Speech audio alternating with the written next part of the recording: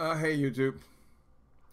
Listen, I'm going to take a moment and celebrate these people. I don't know who did it or what the person's name was. I mean, we all know who came up with the idea of the personal computers and the light bulb and cars. We know about the Wright brothers made the planes. But this dude, whoever the hell it was that came up with this idea of these camera phones, that person needs to be held up. We ought to have a camera phone man that... My glasses messed up. What is going on?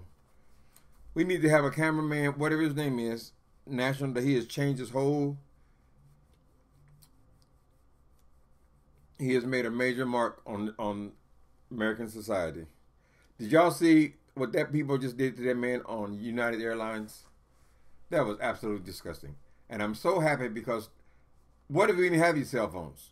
What if people couldn't, the passengers couldn't just tape this thing and broadcast it live? You would never heard of it. You never knew anything about that situation. Now, that's probably going to cost somebody their job. At a minimum, it's going to cost whoever these security people are their job. And it's going. I would imagine it's going to cost United Airlines quite a bit of money, because this is. I mean, how you going to deny evidence when we see the way you're handling this man? Not just any old man, but a doctor. This is not like some homeless person you done snuck up behind a building and beat the shit out of. This is a doctor. You have drug off this damn airplane. There is better ways to do it than that. Now, if I can see, if that man was on the plane and they told him you have to leave, he says, "No, I'm a doctor. I have patients. I have people waiting on me."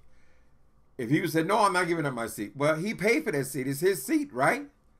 Oh, you didn't read the fine print? No, I didn't read no damn fine print. Yeah, I bought a ticket. I paid for it.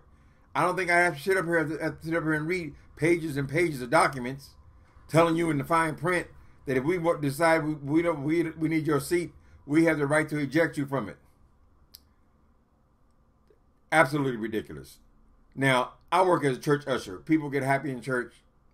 Sometimes they're unruly. Sometimes they're drunk. Whatever. There's a way you can escort a person out of somewhere without dragging them on the ground. Particularly when you three great big old burly officers, one under one arm and one under the other arm, you pick him up and you carry him out. At a minimum, or walk him out at a minimum. You don't drag people. Anyway, so I'm glad about these cell phones, these camera phones. When they first came out, because first we went from the Polaroid cameras. That was the fashion in the 80s. That was what everybody had. You know, we had Instamatic Polaroid cameras, which that film was extremely expensive. Then they switched over to these throwaway cameras.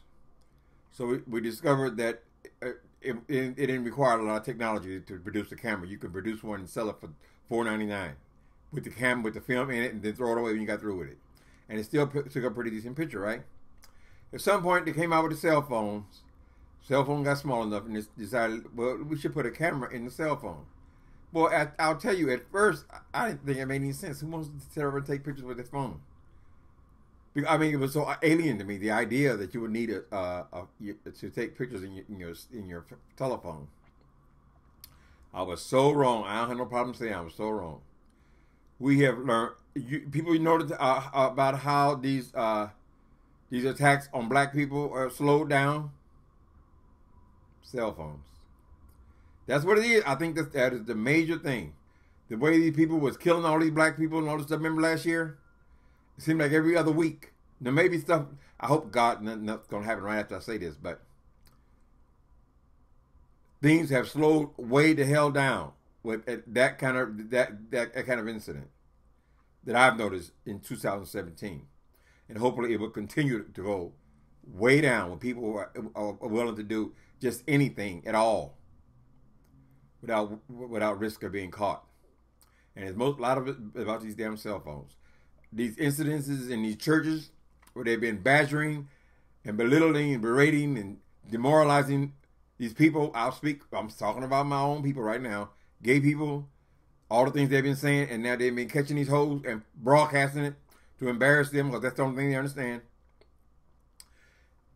And church people, all they understand is money. So they don't want to lose those tax exempt, so they're going to come under submission because of something like that. But it still starts with that damn cell phone. We have some power in this earth because of that cell phone. So I want to honor that, whoever the hell it is. If I was worth of shit, I would go and Google and find out who the hell made the cell phone. Who was the inventors? That's a brilliant, brilliant thing. So this doctor, I would imagine, you know how lawyers are. They used to call them ambulance chasers. They are probably going to see the potential for this lawsuit. They're probably already, 12 inboxes for him to sue. But now, I've heard a little bit of commentary on this morning. People say, "Oh, why was he making all that noise? Why was he resisting?" I am glad. That's because I'm gonna tell you right now. You listen to American Airlines, any other airlines, any police, anybody put their hands on me, I am screaming like a bitch. Excuse me, I'm screaming like a frantic young lady. If you put your goddamn hands on me, that's right. I want everybody whoop out them cameras and film what's going on. Ah! Ah! That's it right there. That is it right there, baby. This thing is brilliant. So I want to add that. I think it was disgusting what those people did to that man, to humiliate him in front of the whole world. A doctor, somebody going to do what he's supposed to do, and they wanted to remove him so they can get their employees on there. Well, they ain't got no place else to put their employees. They need to reevaluate this booking thing then. Because why did they bring him in on a plane and tell him you got to get off the plane? No, he should never been on there. You should have worked your problems out. It's not his problem. All he did was bought a ticket and took his seat. And tickets ain't cheap. So no, it ain't on the man, it's on you. You figure out your problems and how you're going to go forward.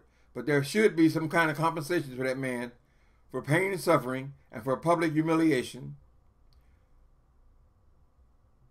He should have a wonderful lawsuit on his hands, and I think he should be paid for putting him through that. If he said he's in a residency, you should pay the rest of his education. Absolutely ridiculous. Big old burly big motherfucker. You can't figure out a way to get the man off the plane without dragging him down the aisle. You stop the goddamn plane. If he won't get up and leave, you stop the plane before you put your hands on him. Man didn't deserve that. It's bullshit. Maybe he felt like he couldn't miss that flight. Hell, he could have been running behind schedule his own goddamn self. So you figure out United. You figure it out on your end, not on the customer's end. So they're dead wrong for what they did. The security guard needs to get their ass. They need to be fired. It should be known that you can't do this.